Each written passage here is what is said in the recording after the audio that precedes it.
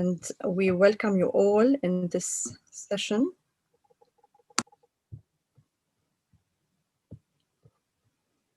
Okay, so please, I would like just for the people who are joining us for the first time or joining a Zoom meeting for the first time, just to let you know that you can send us your message at any time on the chat box. I will send a hello right here.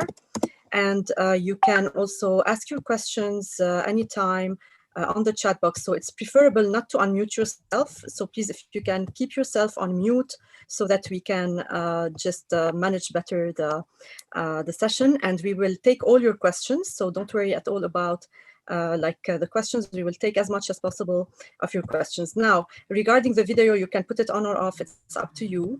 And we are also live on YouTube. So if you would like to watch it again or share it with your friends, you can check it out again on YouTube.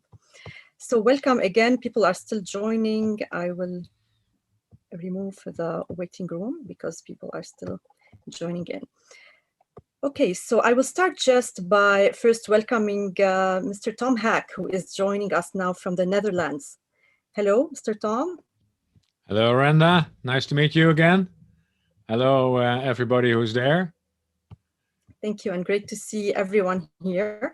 So today we're going to discuss the HR trends of 2021, which is really interesting. I've been following the HR trends in the last few years with Tom Haak, and he always have very interesting insights and very interesting things to bring. So for those who don't know us, I Have Learned Academy is a place where we teach everything that you didn't learn at school. So we cover different topics. We organize conferences, private events, trainings in different topics and different areas. So to just for you to, for those who don't know me, my name is Randa. I have an experience in 15 years experience in HR and a background in HR, psychology, and business. I'm also an instructor at USG, founder of I Have Learned Academy and Leptivity.com, in case you know it. It's a startup. It's a website for events, for all the events happening in Lebanon. I'm also a certified trainer from the UK, master NLP practitioner from USA, and specialist in happiness at work from Denmark. So those are two of the conferences we've done. One is with John DeMartini. We had around 500 people. This is for sure before Corona times. And this is the Happiness at Work conference we had. So we've done also many talks in different countries like Dubai, Poland. I'm happy to welcome also Mr. Brad Boyston, who's with us today. We were at the Shrimp Tech Dubai last, like 2 years ago. And this is another conference in Poland and in Denmark. So we've done so many also workshops in those categories. So we cover everything that you didn't learn at school. And the idea of I Have Learned Academy came from the need that there are so many things that no one really taught us at school or at university. So you can check our website, ihavelearned.me/events, or also follow us on social media. So for today, we have a very interesting topic. And for the coming months, I know there's a lockdown coming. You can check all the topics that we have. We have some free sessions, like sessions about subsidies, about many other topics. We have a series about business continuity. We're going to announce it end of this week. Like what is the future of the culture sector, the entertainment sector? How will businesses continue in Lebanon? So also it's free panels. We would like you to check them out. And here are some workshops like self-leadership in difficult times, conflict management, emotional first aid, and many others. So I invite you to check our sessions on the website. This is also a very interesting training we're going to have in May. We postponed it due to the lockdown with the amazing Michael Cooley. So also we have, this is the premiere, I'm just announcing it, a program, a full month program in March. It's every Monday in March about emotional intelligence. We're gonna cover the complete program in 5 sessions, including 2 guest speakers from Ireland and from USA. Also for your employees, we have an online gym, many other interesting courses. So please, I invite you to check them out. Now, without further ado, I would like to introduce our speaker, Mr. Tom Haak. Tom is the founder of the HR Trends Institute. So as you have noticed, it is such an amazing initiative, and I would like Tom, to know more about why you've done this initiative. And he always follows the text and encourages trends in the people and organizations. So Tom has an extensive experience in HR management in multinational companies. He worked in senior HR positions in different companies like KPMG, Philips Electronics, and many others. He has an interest in innovative HR tech, and how organizations can benefit from trend shifts. So Tom is seen as one of the leading European and global HR thought leaders. So without staying longer, Tom Haak, the floor is yours. Hello. Hello. I hope you So can. Tom, yeah, sorry, this is, yeah. So Tom, just for an intro, just to start with, I would like just to know why you created this HR Trends Institute, because it is really a very interesting, very special idea. Why did you come up with this concept? Yeah, so I hope the people can see me and hear me. Yes.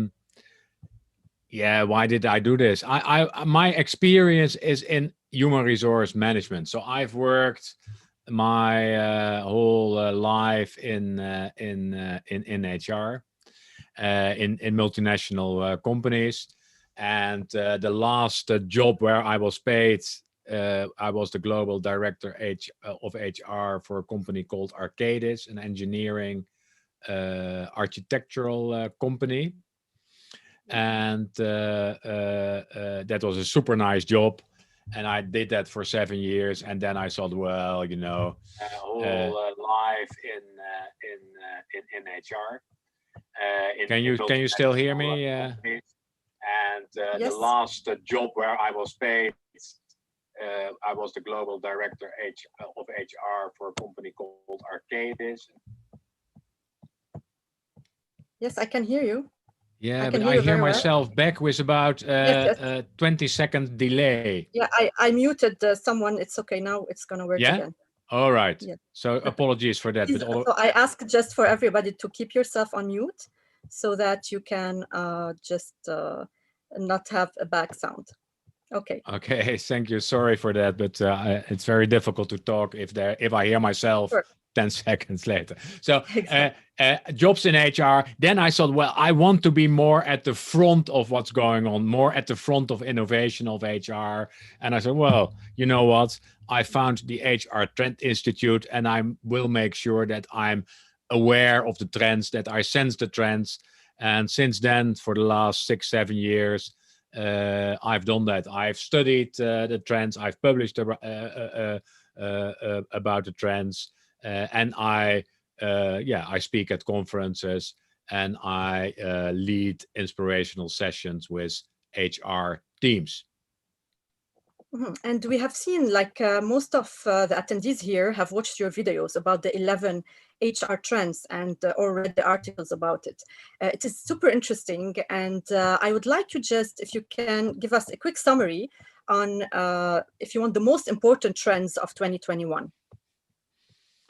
Yes, and I don't know whether you have seen my article. I have a question, Rhonda. Can the people see me or not? Yes, like we can see you. I have put you on big screen. So I recommend just that everyone puts speaker view on the top instead of grid view. So everyone can see you, can hear you. I can see the chat. Everything is clear. Okay. That's I hope it's good with me, because I have the speaker view and I see you. You understand? Okay. So yeah, maybe, but, I mean, you can, people are turning off their videos, but you can also turn on your videos if you want, guys. So so that Tom can also so sorry for the misunderstanding, but I just want to make sure that the people see me, that I don't talk into a black hole. Of course, if you talk about the trends, there are as two types.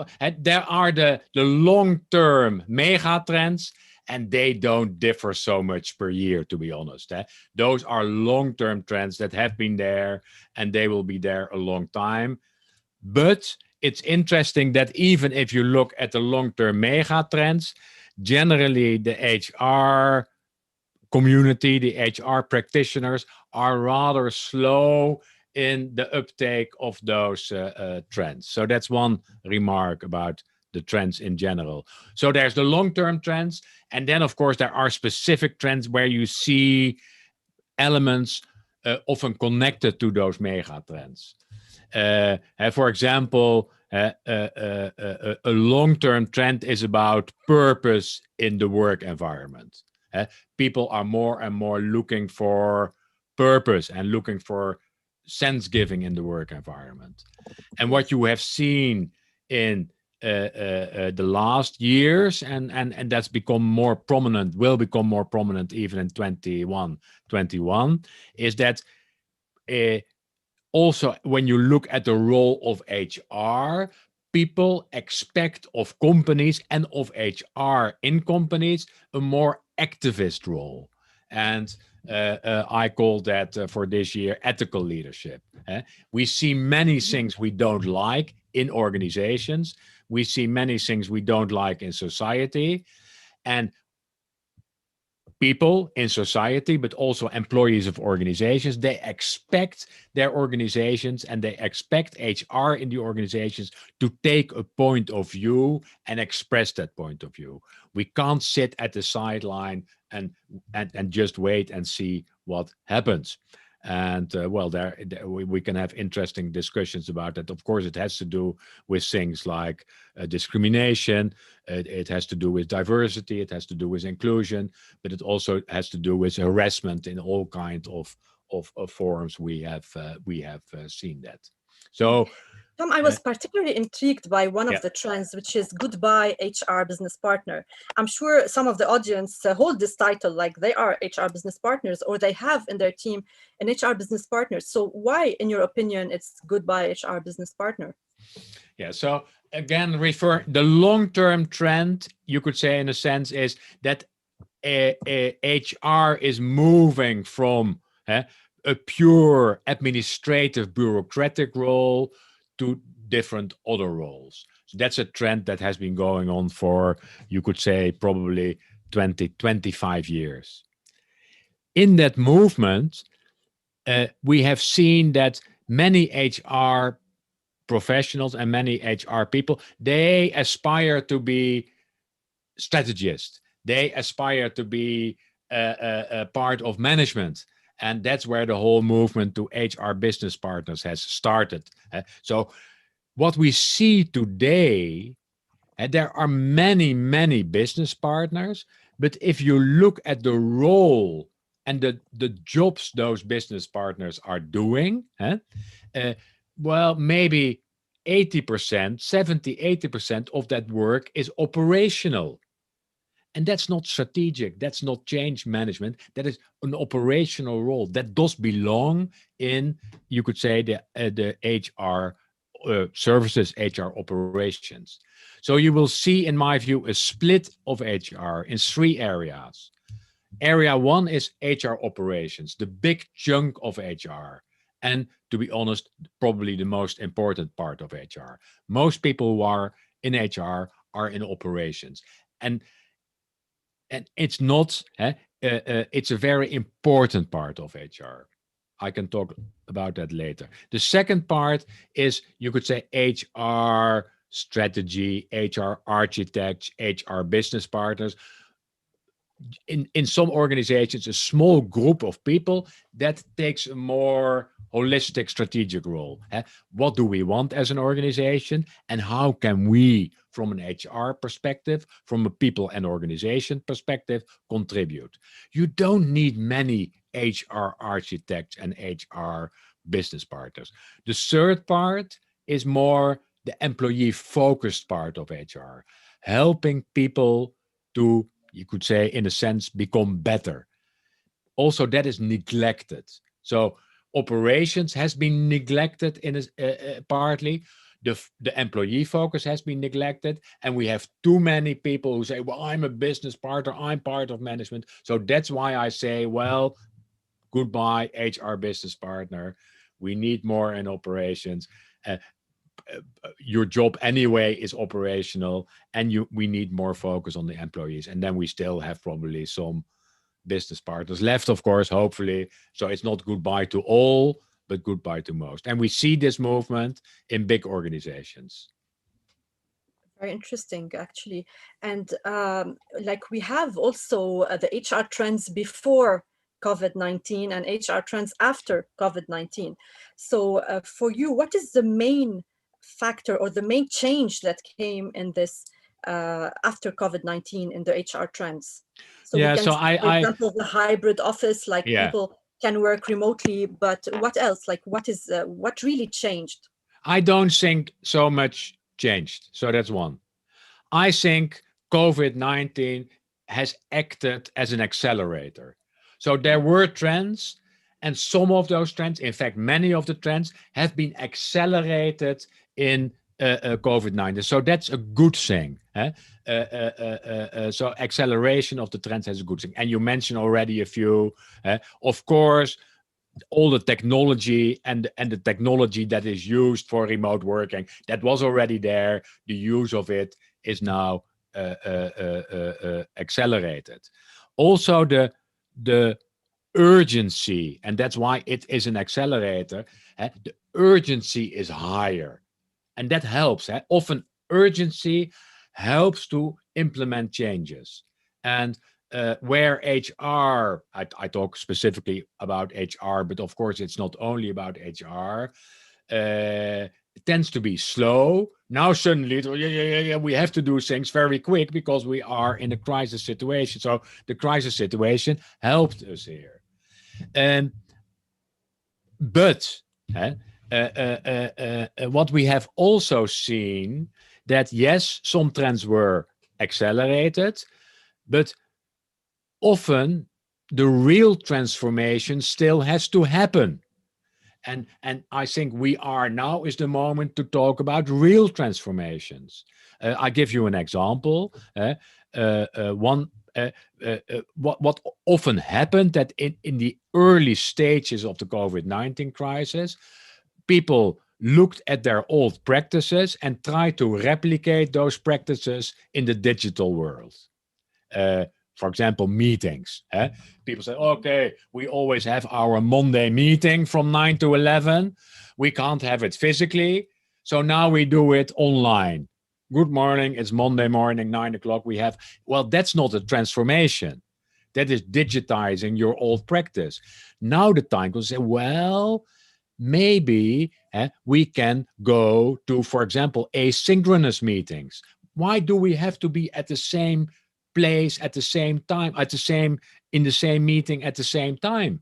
We can have a 24/7 meeting where people contribute ideas, share ideas, have a good dialogue. Maybe now and then we can get together. So the shift from meetings that are taking place at the same time to meetings that are kind of continuous meeting, that is a transformation. Technology enables that, but not many organizations are really able to implement that in a good way. It's starting early days. So yes, trends are accelerated. Not all of them, to be honest. I can come back to that. But now we have to think about the real transformation. And one, sorry for the long answer, but one of my favorite long-term trends is around personalization. And I'm sure you have read about personalization is, are you willing and able to take the individual wishes, needs, and capabilities of people into account? Well, initially in the COVID-19 crisis, you saw a decrease of personalization. And that still is going on partly. It said everybody has to work from home. That is not personalization. That is just saying one size fits all. And we have seen, and we have to realize that by these crude one size fits all measures, we harm organizations, but we harm also individuals. One of my other predictions is more about, you could say, a burnout. I don't know exactly how I called it, but the increased risk of detachment. if we do these, says everybody works from home, the risk of people becoming more detached to their work is increasing. So we have to be more creative. Example, if you look at work, you can look at the type of work, you can look at the personality of the people who are doing the work, you can look at the home situation of people. All those factors you have to take into account. But we find it difficult as organizations, but also our governments find it difficult. They prefer to say, this is, everybody has to do this and this and this. Okay, very interesting. And actually, working from home now, like other than COVID, we are obliged now that to work from home, there's the lockdown and everything. And like being in HR, uh, like professional working from home is more challenging even than other position like a developer or people who can actually do their job from home. So what are your observation on the best practices of managing HR remotely? Yes, one side remark. We talk a lot about working from home, and you mentioned the HR profession. I will come back to that. But if you look at the professions that employ most people globally, many of those professions, people cannot work from home. So it's people in transportation, people in retail, people in hospitals. In fact, the jobs that employ most people cannot work from home. And we have to take that into account as well. And it's sometimes it looks a little bit as if HR is only HR for knowledge workers and not so much HR for people in production, in retail, etc., etc. So I think that's important to take into account. I think the best practices are to try to transform practices as I described. So not do your old job and just do it in the digital way, but try to find new ways. Use technology. So, for example, simple technology like being in constant communication with people, enabling people to voice what they think and what they find about. But it's also, it's not best practices, but it's the practice of reaching out, trying to get in contact with people, arrange for one-on-one meetings, also from the HR profession. I think that is very important, and it's remarkable that still, quite some people don't take the effort. So the simplicity of scheduling meetings. Good morning, Renda. How are you today? How can I help you to do your job better? Those simple things can make a huge difference. So I know of a company that, for example, sends around a very short questionnaire every week, and they just built it themselves. It's probably in SurveyMonkey or Google Forms, and it asks two questions. The Net Promoter Score question. Would you, and to what extent do you recommend our company to your family and friends? Scale 1 to 10. And what can we do to, how can we help you to do your work better? Two questions every week. And then HR takes actions on those answers.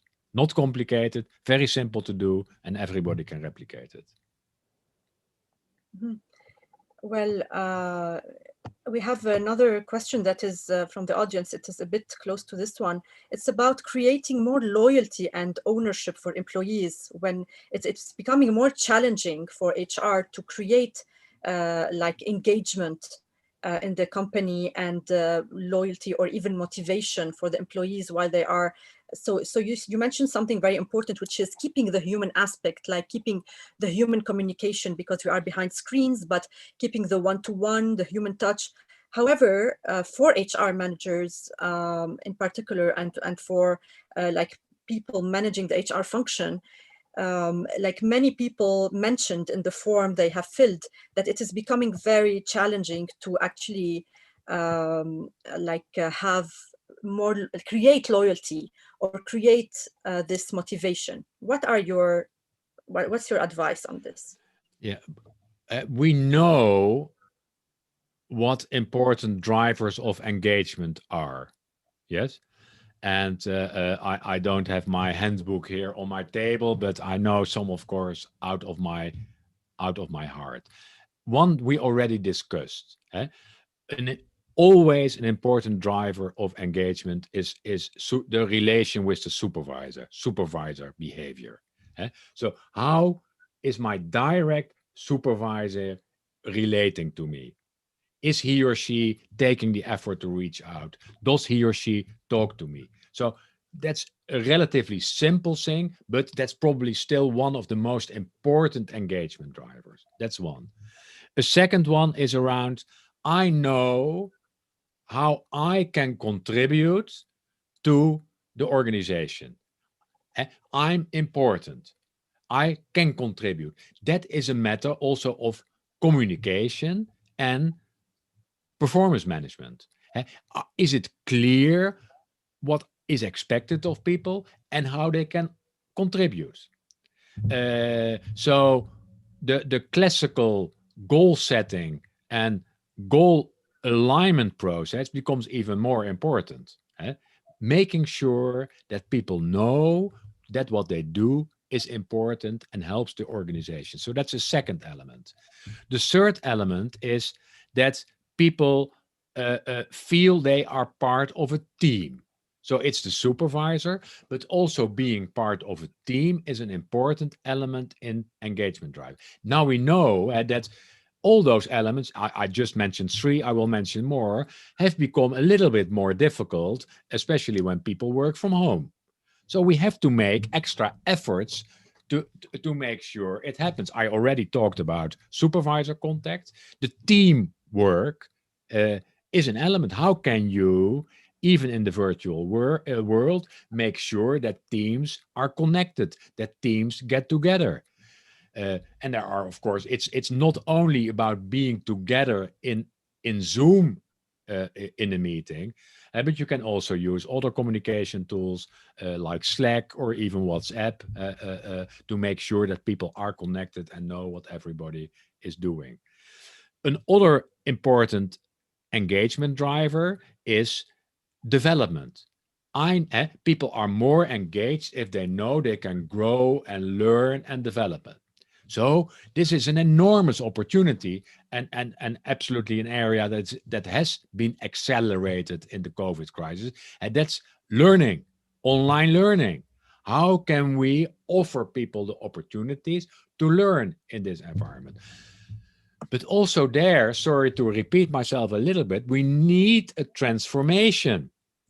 And that an important trend, a trend I described last year, but it's still is learning in the flow of work. Many learning efforts are not in the flow of work.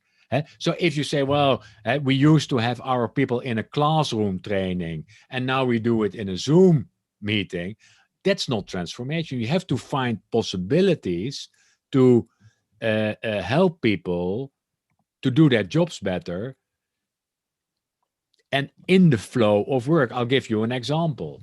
If this was a sales conversation and I'm trying to sell you something, there is good software available that can monitor this conversation. And it can say, hey, while I'm talking to you, the software will start to give me feedback on my screen. It says, Tom, you are talking too much. We have not heard you ask any question. So maybe, Tom, slow down a little bit, look a little bit more friendlier, and ask a question. So this is learning in the flow of work. So using technology to help people to do their jobs better is an enormous opportunity and is also an engagement driver. So I mentioned a couple of the engagement drivers. There are more, but if you look up important engagement drivers, you can always find the lists. And then you say, okay, what are we doing on each of the drivers? Supervisor behavior, what are we doing? Are our supervisors in contact with the people? Development, what are we doing? Teamwork, what are we doing? If people are not part of a team, can we maybe make sure they are part of a team? Because solistic workers are, of course, also under danger.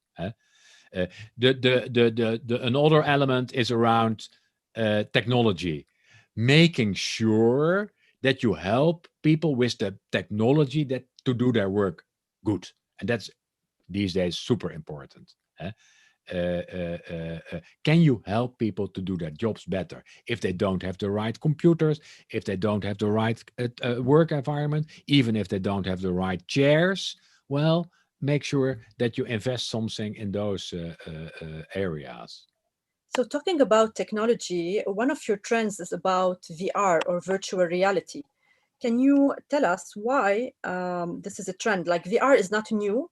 It was created like a few years back. Why now comes again VR in the trends? Yeah, and again, accelerated by the COVID-19 crisis, many things we cannot do face to face. But, and that's another a longer term trend, more and more we want to give people an experience. And if you look at the employee journey and the different experiences we want to offer people, we are hindered by the physical distance. So if you start early in the journey, and early in the journey is, for example, employer branding, VR can help a lot in employer branding, giving people a real experience what it is to work in certain companies. I've seen examples where people with VR, they can experience what it is to work in a certain environment. They can walk around in the environment. They can talk to clients. They can see colleagues. So they can learn in a real experience what the company is like. Well, if you go through the journey, of course, a selection, offering people assessments aided by VR, AR, is an enormous opportunity. Onboarding,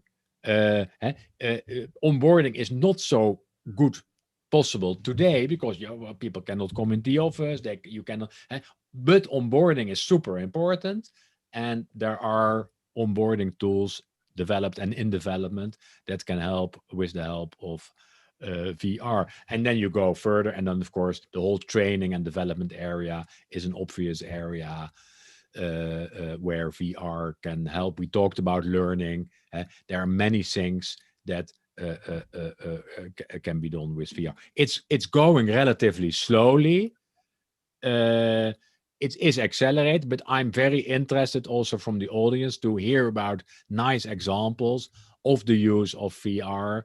The opportunities are big and the technology is there. Okay, so actually we have, at I Have Learned Academy, we have launched the VR in HR service last year. So we can customize your whatever you want, your onboarding process, your different things like recruitment, even for assessments and simulation, even your events, like having a welcome word from the GM and the onboarding. So we have done this with specialists in VR. So in case you need any information about this, you can contact us on info@ihavelearned.me. So there are so many changes like in this new lifestyle, or what we call the new normal. And what is very challenging for people in the meetings, what I've noticed, like some people do not turn on their video, are not very talkative, do not engage. And also like we have lots of family businesses, for example, in Lebanon, and some of them are somehow controlling, like they like to know what time like their employees are working, how they are doing and all that. And they have to change their mindset, which is not always easy, like to give the flexibility, focus on the objectives. So how do you see all these challenges, like having people who do not engage, do not communicate much, being like most of them are somehow introverts. You have people who are not maybe communicative. They do not share exactly what they are doing. So what are your recommendation in this sense? I don't know if some of the audience are having these challenges, but many of the companies and HR are having like challenges with engaging in meetings or in daily work with their employees. Yeah. So let's not assume that suddenly the world has changed enormously. And also pre-COVID, there were many people who hated meetings, and who were not very functional in meetings. And as I already said, we have too many meetings anyway. So maybe this is a good opportunity to reduce the number of meetings and get rid of them. Yeah. Also, let's not kid ourselves that suddenly many employers have become saints. That's not the situation. And we have a big variety of employers, and well, some of them trust their employees, and some of them don't trust their employees. That has not changed. And so we cannot say, oh yeah, but everybody should trust everybody. Well, that is too idealistic, I would say. So, but we should be very careful, because with technology, the ability to monitor and track people has increased, and there we should be very careful. I wrote about that as well last year. There is many software, even with names like I track your employees, or spy on your employees, or know what they are doing. That software is there, and that's the type of software is used. There I also see a role for HR. It's a little bit back to the activist role of HR, and that HR should make sure that we, well, of course, stick to the law, that we use all the privacy rules, and that we don't increase the monitoring and checking of our employees. So that's the second remark to your question. The third is back to uh, personalization. Let's not be too paternalistic. So yeah, but everybody should be able to function well in Zoom meetings and say what he or she wants, and we cannot do that.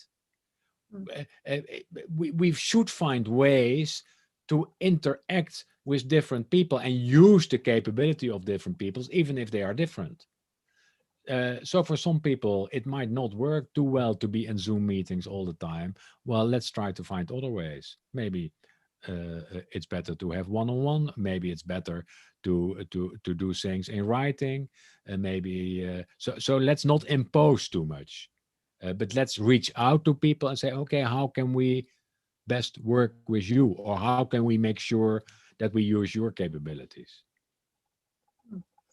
Tom, if we want to talk a bit about employees' wellness or the mental wellness program, we're seeing a lot of those programs now because of like the difficult times that people are passing through, whether it's COVID or even here in Lebanon. On top of all our problems, we had like so many challenges, like we had the bank problem, currency devaluation, and explosion, Yeah.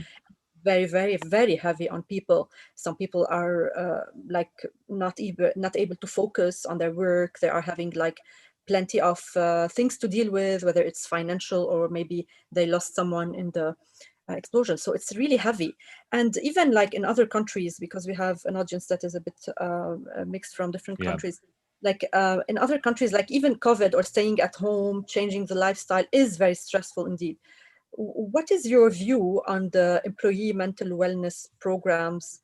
Is this something that should be a trend for the future, or uh, what are your recommendation or best practices in this regard? Yeah, and it's not such an easy area, because I think it's a little bit back to the old Maslow pyramid.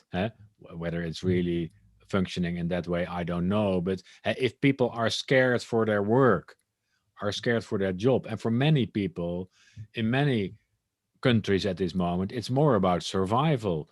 Do I have a job? Do I have enough money to pay my family? So for those type of people in those type of circumstances, we can talk about a wellness program and say to them, you should do more yoga. But that's a little bit cynical, I would say. So the first priority is to make sure that the basic needs of people are filled. And often that's not so easy. But the needs are not filled by doing something in the wellness program. So I think for the majority of people, we will have to make sure that we focus on those priorities that are really the priorities. Then still, we must make sure and realize that well-being of people is under threat, even for those people whose job is secure, who are functioning reasonably well. But for many people, the lack of personal contact, for example, is a stress factor. For many people, the home situation is a stress factor. So what we can do in a practical sense, I think, it's asking people, how can we help you? I'll give you an example. I read in one of the Dutch newspapers the other day. It's about companies offering childcare at home. They say, we realize for many people it's stressful to have their children at home. They have to do home education and to work at the same time. If you're really up to here, give us a call and we will make sure you get a babysitter, or how do you call it, childcare for a couple of days. That's a practical solution that helps people in that particular situation. But there are other people who say, well, I'm alone. I'm alone at home. I don't have children. I don't have a partner. Can I come into the office 1 or 2 days? And for those people, it helps to say, well, please, we allow you to come into the office a couple of days per week to meet some other people and have contact with other people. So it's not one solution, but keeping track, being open for suggestions. And the second element is kind of continuous listening and continuous measurement. How do people feel? What is the stress level? And where should we take action? It's not, I don't have the easy solution,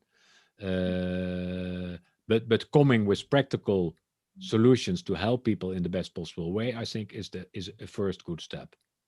For example, in Lebanon, after the blast, the explosion, sadly, of the 4th of August, we had lots of trauma release session. Like lots of people asked for trauma release. For, being able to express. It was really a need for people to express their pain, because what they lived was really painful and extreme. Absolutely. And this was much needed. And did companies offer that? Yes, many companies offered it. Yeah. We've done this to many companies, and it helped a lot. Even with, like many asked also for NLP sessions or like a psychotherapist just to go through the hard times. But well-being is a super high priority business issue, because we're not talking about employees. We're also talking about clients. We're talking about suppliers. So the whole system, for everybody in the system, well-being is high on the agenda. Are people safe? Do we provide our services in a safe way, etc., etc.? So it's a high priority. Sure. We have a comment from David King, who's saying that employee mental wellness is one of the most important areas that HR teams need to become activists in. Line managers need support in this area too. Also, with the change of, I would say. Yeah. So I can I make one remark there? So absolutely.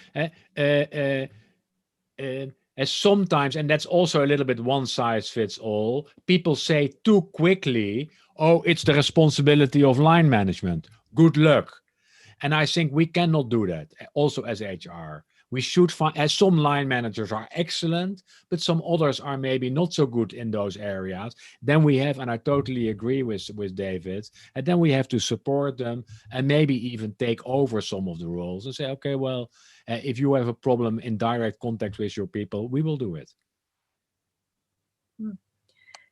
We have a question from Razan. She's asking that you have mentioned the Net Promoter Score questions as employee survey. What are the most widely used questions for this survey? Well, the Net Promoter Score question is generally one question. That is the question, and you find it in many surveys. That's the question: to what extent would you recommend our company, our organization, as an employer to your family and friends? 1, not at all. 10, super, I would recommend it fully. And then you can calculate the Net Promoter Score by taking the percentage of people that answered 9 and 10 and distract from that the people who answered 1 to 6, the percentage. That's the way you calculate the Net Promoter Score. You understand? So the percentage of people who answer 9 or 10, so let's say that's 10%, and you distract the people who answered 1 to 6. So then you can continue. That's one question. Yes? And generally in many longer employment services, you also find that question. The second question I mentioned in that super short survey was an open question. That question was, how can we, employer, help you, employee, to do your job better? How can we help you at this moment? Mm-hmm. So Razan, I hope we answered your question. But the longer surveys, the pulse, they are often connected to a couple of the engagement drivers I mentioned. And that's, okay, do you know what we expect of you? Is your supervisor giving you all the support you need? Is your team backing you? So the wider set of questions is often initially related to important engagement drivers. Razan, if you have anything to clarify, please let us know. And I would like just to remind the audience that you can ask your questions at any time on the chat box and we will read them. So we have a question from Najwa as well. She's asking, how do you see the attendance policy moving to? It should have a new name, a new format. What shall we do with this? An attendance policy is when you have to be in the office or when you have to be in your... Yes, like many companies here have this attendance policy, like you have, this is your schedule, this is your... Yeah. And I think that, as I said, that will vary because there are still many professions where that is needed. If you're a nurse, you have to have a schedule. Scheduling is very important. If you're in retail, you have to have a schedule. If you're a truck driver, you will probably have a schedule. So for many people, well, that will stay, and it is stay. For other people, the shift was already from, you could say, attendance to output. So and that trend is in a sense a little bit accelerated. It's more about what do we expect of you, what do you need to deliver, instead of you have to work 8 hours per day or 40 hours per week. But it's still quite a small proportion of the total workforce. For a big part of the workforce, it will continue to be scheduling agreements. Do you think freelancing in HR will be like more important from now on, like hiring certain freelancer for specific jobs instead of having a full structured HR department, or not really? I don't think that has anything to do with the COVID-19 crisis. So I think that's the whole discussion about the gig economy, freelance market. And I think also in HR, well, we see that. And I talked about the HR operations. I talked about the HR people focusing on employees. And certainly in the last part, you see more and more people outside the organizations taking roles. So coaching, performance consulting, those type of roles. You see more outside organizations because people are specialized, but also in the operations, you see a lot of opportunity for self-employed people to contribute, like recruiters, etc. It differs very much per country, also on the legal situation, how it is moving longer term. I don't know. It also has to do with the how do you use it in a good way or in as a cost saving way. And we have seen that in many countries still the flexible workforce, freelancers, are still kind of secondary citizens, and that has to change, because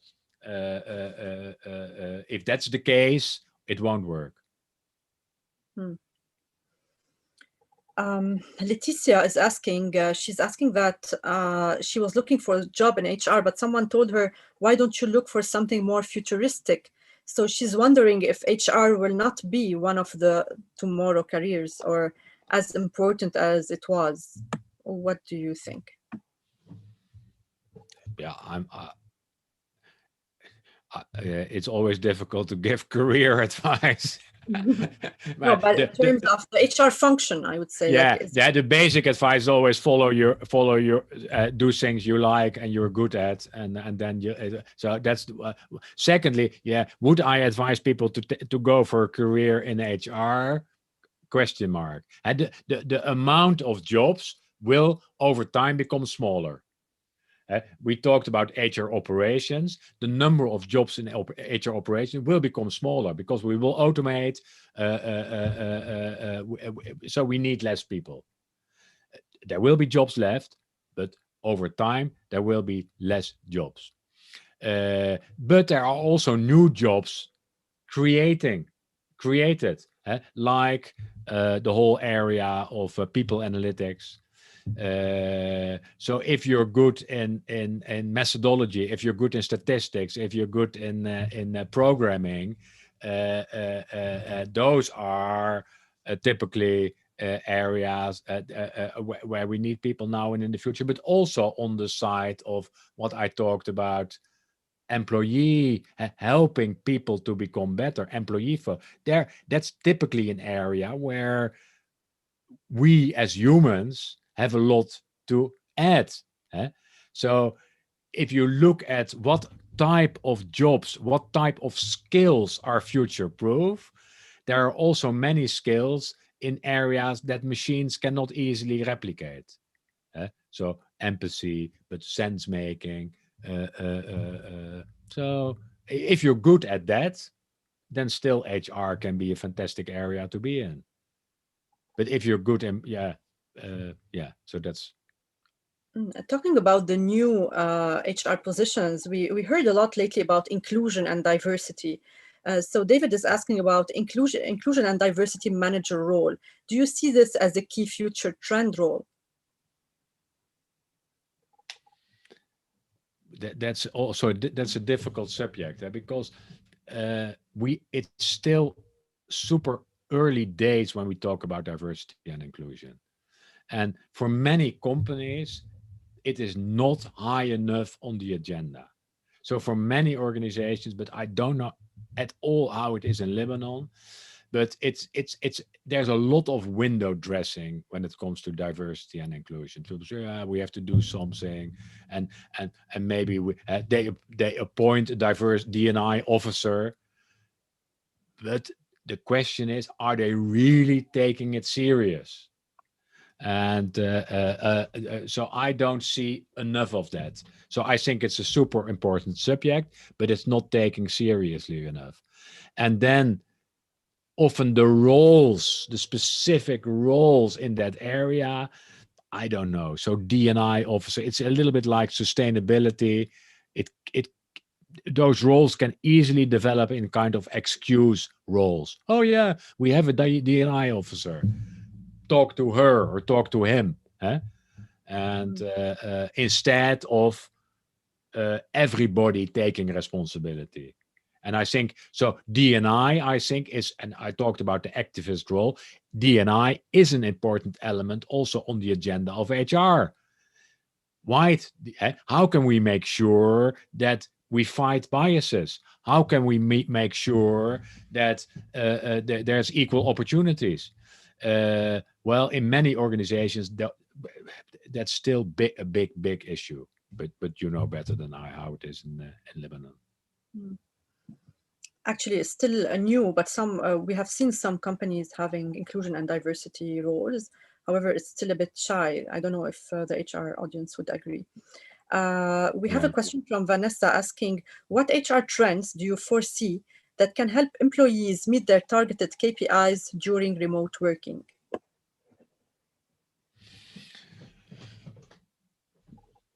Well, there's a couple of things. One is, I talked about it already a little bit, but that's performance. The performance management process is also split. It's split in the element of, you could say, goal setting. What do we expect of you? And there are tools, processes like OKR, objectives key result. If you look up OKR, that is typically a good process that can help people to see how what they are going to do fits in the totality of the organization, and it's also often very transparent, and you can see what other people are doing. The other part of performance management is more what I talked about, performance consulting. How can we help people to become better? I skipped that. The second element is a trend, also a longer term trend, that is from jobs to roles and skills. So more and more we are looking at the skills of people, and less we are putting people in very broad fixed jobs. That is an important trend, because if you look more at roles and skills, you can use the potential of people a lot better. Please, someone who shared his screen. Yeah, I saw that. It's fine. But I think today, what is Tuesday today? Yeah, Tuesday. This morning I published a little video I have a series with Natal Denk, talking HR trends with Natal and Tom. You can find it on YouTube. And this morning we discussed jobs, roles, skills. And I think that's an important trend that can help a lot. Another last trend that can help, also a longer term trend, that is working more in self-managed teams. So relying less on hierarchy and relying more on teams that manage themselves. Easier said than done, but we have seen also in the current crisis that organizations that rely less on hierarchy tend to function better and are able to adapt quicker, because people are not waiting for instructions. They say, okay, well, we know what we can do. They communicate to each other and they go ahead. So that's also a trend that can help a lot in this area. Having this change, which is COVID, one of the factors is COVID, of course, we had seen like acceleration of certain trends and some trends going back. So if we want just to look at the three, if we can say, benefits of this change, what would they be? And the three disadvantages or challenges? Because even in your trends, because I've been following you for years, you've been like talking in a certain way, going in a certain way consistently throughout the years. And then suddenly in 2020, you had to do two trends, like before COVID and after COVID, which is like a bit, it changed the way the track of things. It accelerated technology, accelerated the hybrid office and many things. So what are the three top things that you think are good for the HR profession based on what we are living in terms of COVID and all that, the three benefits and the three challenges that you think are not maybe to the advantage of the HR function? Yeah, but I don't like so much to talk about the HR function, as you said, because for me it's not so important if the HR function is big or small or good or bad. So it's about the people in the organization, and it's about for me it's not a discussion about the HR function. Mhm. You understand what I'm saying? Because Let's say the HR profession, like I mean, in yeah, general. but for me it's about the way people work in organizations and how can they benefit, and whether HR as a profession, well, so I hope I can make myself clear, but it's more about the people in the organization than it's about HR. Yes, HR, hopefully HR can help organizations to cope with the current situation.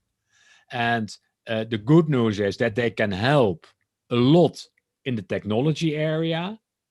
So there's many things many areas we can use technology to help people to do their work better, more than just controlling people. So I think that's important to look at areas like I mentioned, learning. How can we use technology to really enhance learning experience for people? How can we use technology in the performance management process? How can we use technology for continuous listening and to make sure that we continuously are listening to what's going on in the organization, but also outside the organization? How are our clients looking at us? Because in the end, it's always about the clients of organizations. So the use of technology and the ability of HR to use the technology. Second, it's the ability to work evidence-based, fact-based. It's That's analytics, people analytics. What works? What does not work? What and there it's also early days, but this is an enormous opportunity to work more evidence and fact based. The third area, I think, so I'm at the plus area, but every area also has a downside. This is, and that's also an area that is most endangered. That's the real employee focus. Mm. And many organizations and many HR in the organization, they still take very much a top-down approach. What do we want as an organization, and how do we get our employees to do it? Instead of really taking a more employee-focused view. What do our people want? How can we help our people? And that shift is an enormous opportunity, but also an enormous threat. Because if we don't do that, people get more disconnected and the trust level in organizations will go down. And you mentioned this in your trends, like the increasing risk of detachment. Yeah, As yeah, that's a big risk. yeah. That's absolutely a big risk because people are more disconnected. They are further away from the people they worked with in the past, and it becomes also easier to attract people.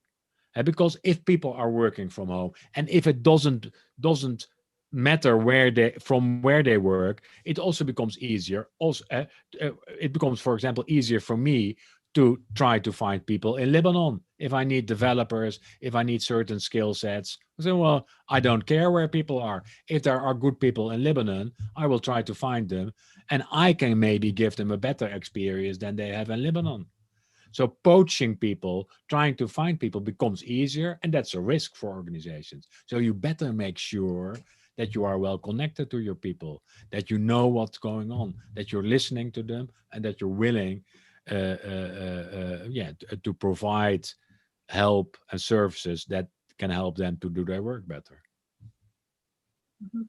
I did not completely answer your question You in did neatly actually. 1 to 3. Yeah, it's fine. So we've seen in your trends also lots of mentioning on leaders and leadership, like ethical leadership, like our leaders, coaches. Can you just tell us more about this? Like how we speak also about like having more empathy from leaders. What is your view on this? How do you view like the HR trends for leadership, and what skills should leaders develop more and more, especially this year after all these challenges? I just take a sip of water before I will, in this time, encourage all the audience to check our website, ihavelearned.me. There's plenty of upcoming events. And please ask your questions on the chat box. We're going to take all your questions. One, I think we view leaderships still too much in the traditional way. The traditional way is looking at the hierarchy and saying there's people at the top, they are the leaders, and they should do this and this and this and this, and we expect too much of our leaders. That's unrealistic. So that's one. And the trend, of course, is that we go to more dispersed leadership, not leadership only at the top, but dispersed in the organization, which in the end comes also to personal leadership of people. So I think that's an important trend, because if we continue all the time to say, yeah, but our leaders should lead the way, and this is the long list of things we expect of our leaders, that's unrealistic. I have, you might have seen it, a collection of leadership models on my website, on our website. I've collected, I think, in the meantime, 140 leadership models, and many organizations have those. Well, it's 140 different, but they all look also a little bit the same. It's always a long list of things all the leaders should have. They should create a vision, and they should be empathic, and they should be able to be tough, and they should be able to lead the troops, and they should be with. So it's a long list of things. Well, that's unrealistic, because we know not many people can do all those things. Yes. So instead of looking for rounded leaders everywhere, we can also look more at spiky leaders. Look at people who are good at specific areas and use those strengths and build teams that have different strengths. So not everything in one person, but use the strengths of people, not only in leadership, but in other areas as well. Well, many organizations still find this difficult. Also HR. I already described it earlier. And many organizations are saying all our leaders should be good coaches. Okay. Yeah, that's on the list. And then they look at HR and say, HR, good luck. And HR, what do? They make this profile. HR organizes training. HR puts it, well, and still we know that if we look at supervisors, managers, leaders, only a relatively small proportion is really good in coaching people. So we should not force that on everybody. It's not one size fits all. We should say, how can we fill there is a need for good coaching roles. Who can do that? Who can do that well? And let's use those people to fill in the coaching role. So trends in leadership, more dispersed. Trends is work on more and more self-managed teams.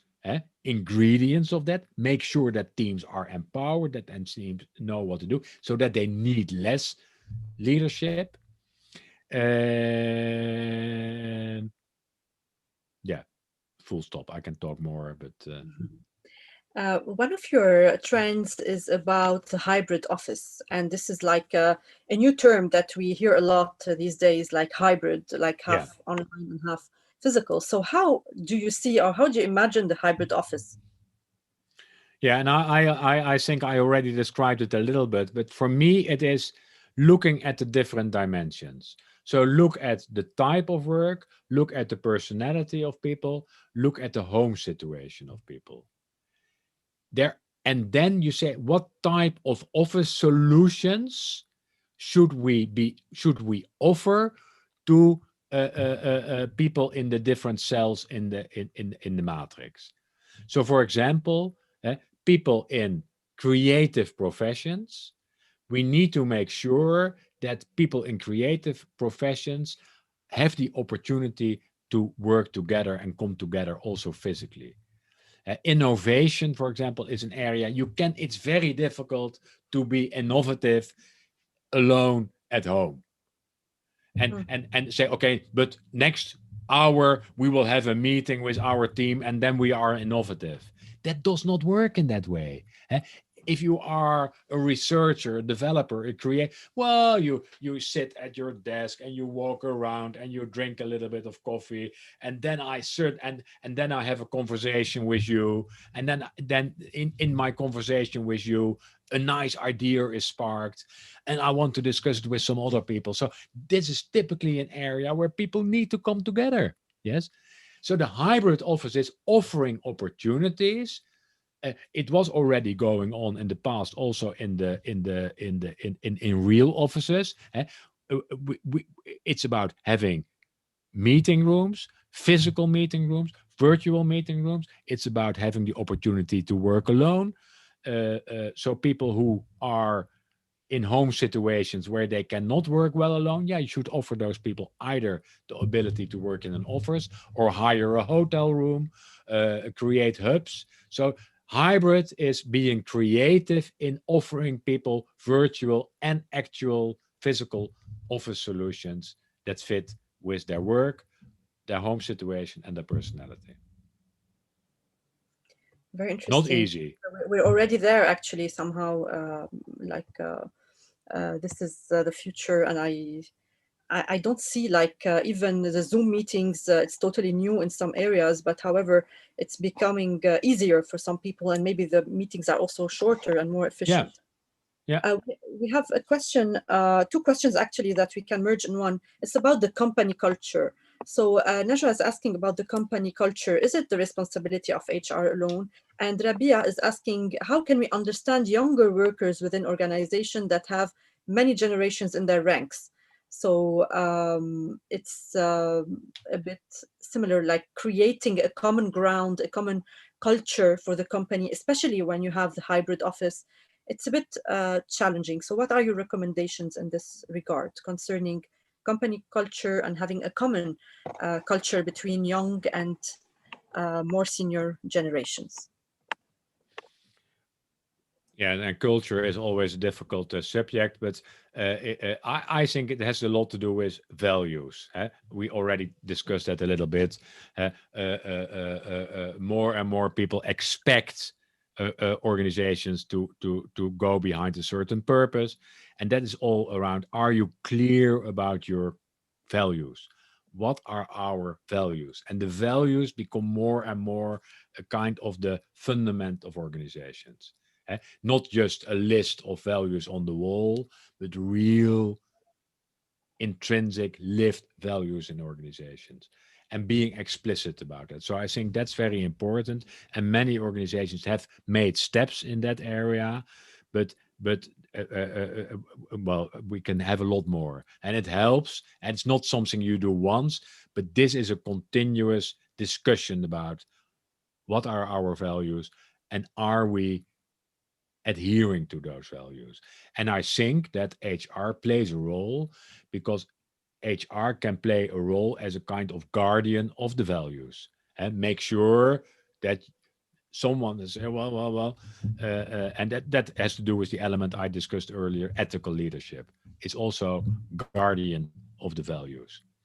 I think the generational thing is another element where we should not we should work evidence based, and there is not a lot of evidence that if you know someone's date of birth, that you can predict his or her behavior, needs, wishes. There's too much talk about, you are the young generation, then we know what you want and how. That's not true. So a lot of those behave. There's a lot of differences between different people, even if they are in the same generation. So let's not talk about the generation, but let's talk on the individual level and make sure that we know what people need, what they want, and how we can make use of their capabilities. the fit with the values is an important element. Because if you look at selection these days, it's often about one, skills, it's about personality, and it's about the cultural fit.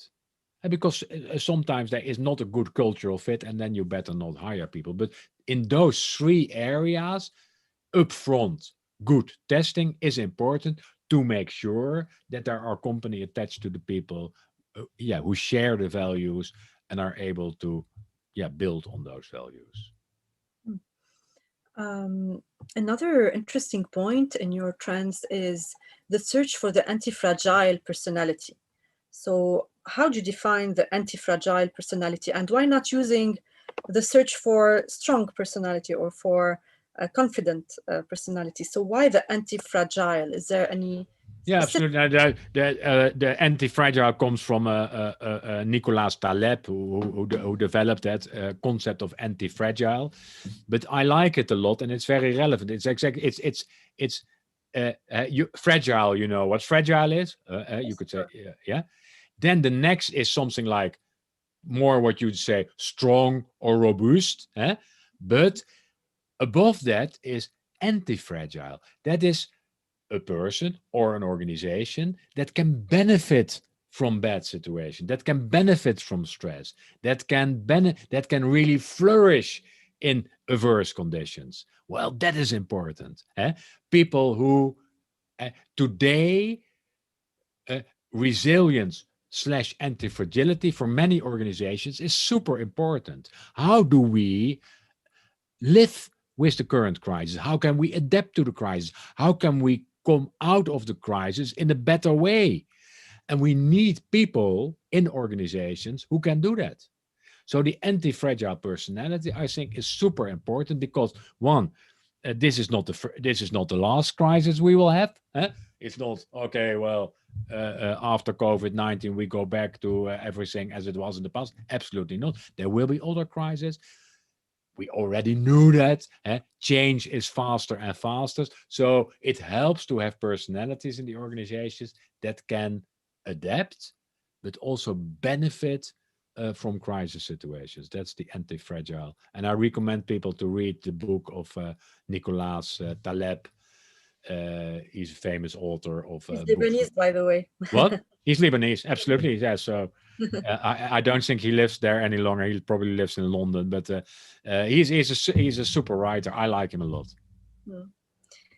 Great. So Nicolas Taleb, if you have, like, what's the name of the book again to write it Yeah, down? Anti-Fragile and The Black Swan are two of his most famous book. Anti-Fragile, and I can show you. Black Swan. So I'm writing them in the chat box. You can check them out. So Nicolas Taleb is Lebanese. Yeah, you can. I have here Taleb, Anti-Fragile. Yeah, and the other one, and they are super relevant these days, is The Black Swan. It's a very known book. Actually. Yeah, they are very, and he has other books. But I don't. These are the two I have here. Okay, great. So we have also a very interesting point you mentioned, which is the skill mapping. Yeah. Skill mapping, like looking for adjacent skills. Can you expand a bit on this? Yeah, that's a very interesting. I already described. It's more from jobs to roles and skills. Skills is what are the type of skills you need for a certain role. Skill mapping helps in several. With skill mapping, what you do is say, well, you can imagine you make maybe a three-dimensional map of skills, and then some skills often come together. So people who are good at skill A often are also good in skill B, and people who are good in skill Z are often also good in skill K. So you find clusters of skills. You make that map. Now, if you have such a map, you can say, well, one in recruitment, skill A might be scarce. But you say, well, if we look at adjacent skills, for example, skill B, it's close, it's adjacent, maybe it's easier to find people with skill B. and they can then learn so we can we might find more people with B. So that's one element in recruitment. The second is with if you have people too much. There are quite some organizations that have too many people. Then you look at your skill map and you say, well, we have too many people with skill Z, but maybe there is a bigger need in some of the adjacent skill areas. So we can redeploy people or learn people adjacent skills. Often it's easier to learn an adjacent skill. So that's the second area, redeploying people. And it's also very helpful in career advice to say to people, well, people like you who do A often are also, they like and are good in B. So maybe that's something you can learn. So not looking to people as a job, that is too, I say, you are an HR manager. Well, that's a job. Eh? It's better to look at the skills people have and the skills they can develop, and you can become a lot more creative and a lot more efficient also in the deployment of the skills. You mentioned the personal user guide as a trend.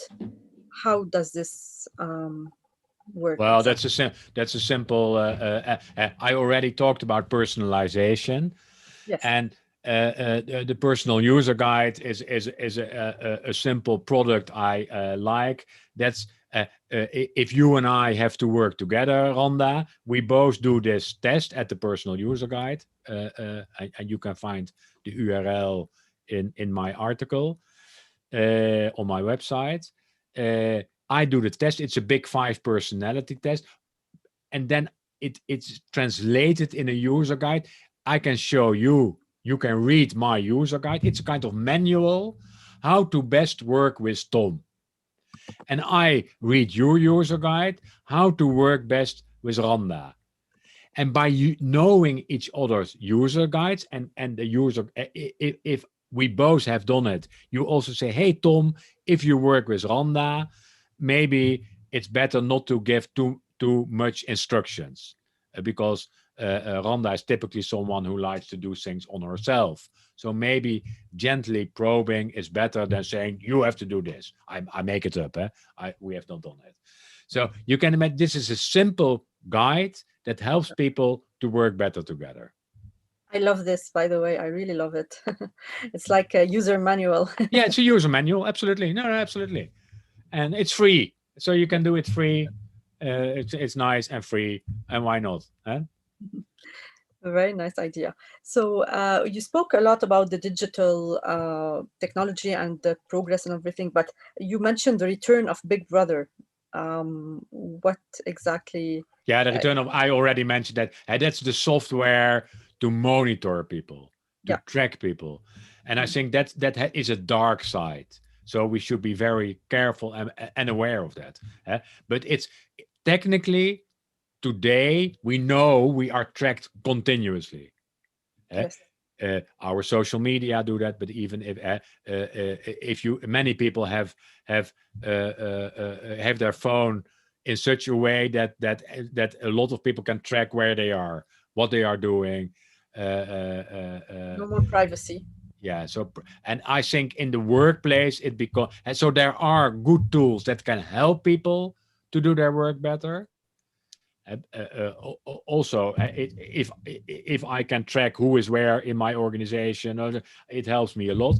But the dark side is Big Brother. That is companies monitoring their employees and saying, "Hey, you were only online for 5 hours yesterday. What have you done the other 3 hours?" Or we saw you in meetings with Randa half the day. Why was that necessary? So we should be very careful and very aware that we should not control people too much. So I'm writing down for the audience again the 11 HR trends, and I will send you all the full article again if you would like to read more about each one of them, and the video again that Tom Haak did about those 11 trends. If you have any last questions, please feel free to write them down. We still have 5 minutes. I would like Tom to, like, if you can just give us, in Lebanon, it's a bit particular, the situation here, like on top of all the problems. I told you we have like maybe 5 or 6 more problems than the rest of the world. So what is your recommendation or advice for the HR people working hard to maintain, like, especially there's a lot of layoffs, a lot of people losing their jobs, and it's very hard for everyone, like especially for HR who has to do that. What are your recommendations in terms of or your Yeah, message? and it is.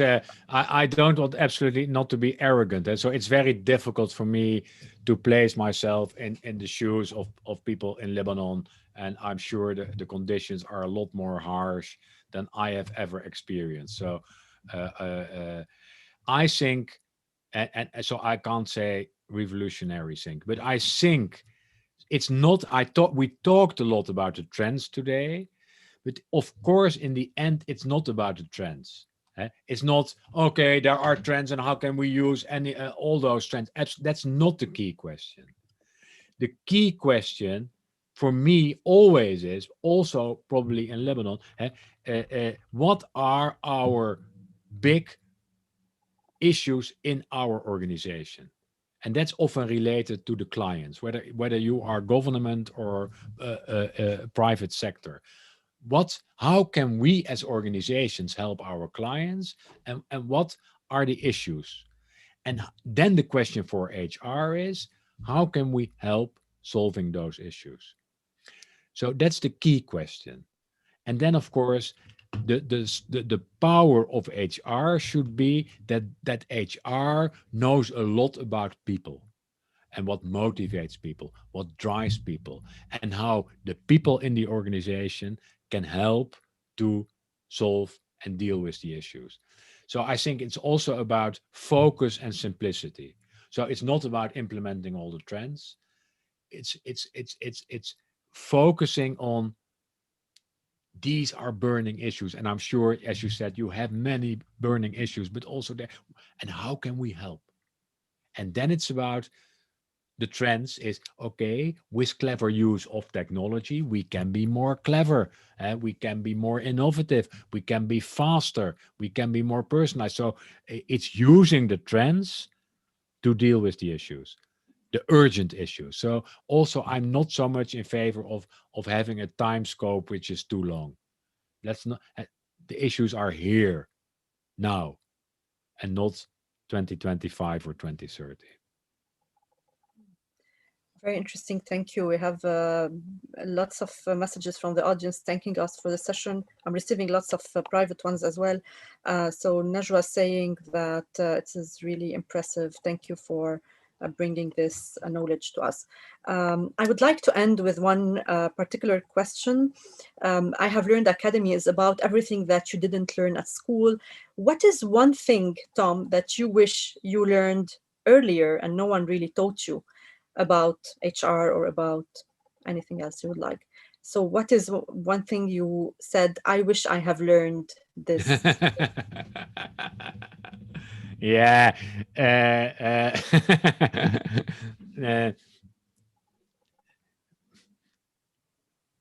difficult to answer, but for me, it's always. I would have liked to learn to speak more languages. So I. But in terms of HR, like you wish maybe that I someone think HR. For HR, I think the most important element is, and it's is about that we can learn a lot from psychology, and let's use the science of psychology a lot more in our profession than we do today. And that's exactly. not something I did not learn because I'm a psychologist, but still, many of the good scientific knowledge is not used today. And so I would have liked to learn a way to apply that knowledge in a better way than even I was able to do in my career. I totally agree. Like I studied business and psychology and HR, and I Yeah, can tell you that I use a mix of everything. that's But good. psychology has a very big role. Yeah, it's true. Nice So to talk. thank you so much, Tom. Really, it was super nice to have you. Thank you all for being here. I would like to remind you to join, check our website, www.ihavelearned.me/events. Check our upcoming sessions. We have plenty of topics coming soon. Some talks are free. Please benefit from this. Follow us on social media. This is a session we have tomorrow. We have the Emotional Intelligence Program with also speakers from the US and Ireland, the online gym, digital marketing, a program called Know Yourself. It's a 6 weeks program, and so many others, as well as a virtual well-being program. So please follow us, and I will send you now also a quick email with the article, the link for YouTube, the link of this video on YouTube if you'd like to watch it again or share it with your friends, as well as our regular evaluation form. So thank you so much. Tom, would you like to say any final word? No, I want to thank you for your guiding this conversation, and I hope it made some sense. And if not, people shoot me an email, link with me on LinkedIn. You're most welcome. Have a look at hrtrendinstitute.com. There's a lot more information there than I could share today. And I hope to be live in Lebanon one day. We really, really hope so. And this is like one of the things we miss actually, because as you know, we've been organizing plenty of conferences at I Have Learned Academy, and we miss having like 500 people in a room. For now, it seems a bit hard. However, hopefully in the future, we will come back to our normal human nature. Great, but was a great session. Thank you. Super. Thank you all. Bye-bye. Thank you for your messages. Goodbye, everyone. See you.